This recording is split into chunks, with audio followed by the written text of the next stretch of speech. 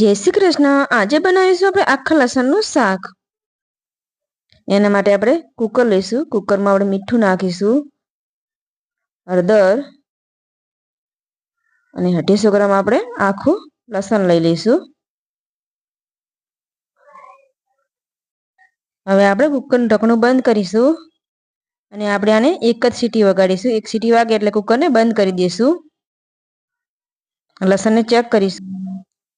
તમે જોઈ શકો છો લસણ આપણે સરસ બફાઈ ગયું છે, તો આનો આપણે વઘારીશું। એના માટે આપણે 2 ચમચા સિંગ તેલ લેશું અને તેલ ગરમ થાય તો આમાં 1 ચમચી રાઈ નાખીશું અને રાઈને સરસ આપણે ફૂટવા દેવાની। રાઈ ફૂટી જાય તો 1 ચમચી આમાં જીરું નાખવાનું અને હિંગ। હવે નાખીશું વઘાર માટે આપણે લસણને આખું જ નાખીશું, કટિંગ નહીં કરીએ। અને 1 ચમચી આદુ અને લીલા મરચાં અને કડી પત્તા નાખીશું અને સરસ આપણે 1 મિનિટ આને ચડવા દઈશું। આમ હલાવતો રહેવાનું। હવે નાખીશું આપણે એકદમ ઝીણી સમારેલી ડુંગળી 1 વાટકી નાખીશું।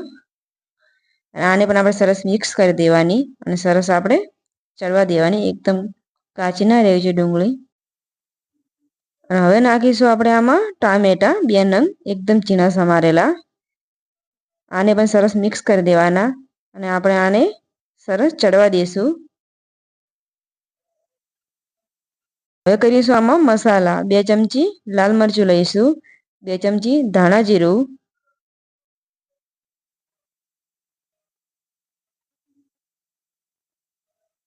હળદર નાખીશું અંદર, મીઠું નાખીશું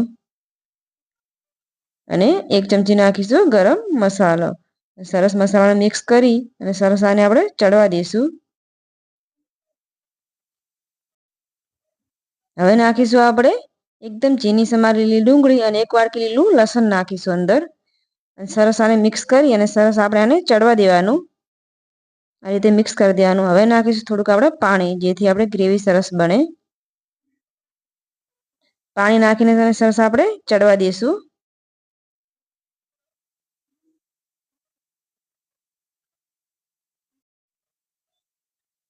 આ રીતે તેલ છૂટું પડે તો આમાં આપણે બાફેલું લસણ નાખી દઈશું અને બધું મિક્સ કરી દઈશું।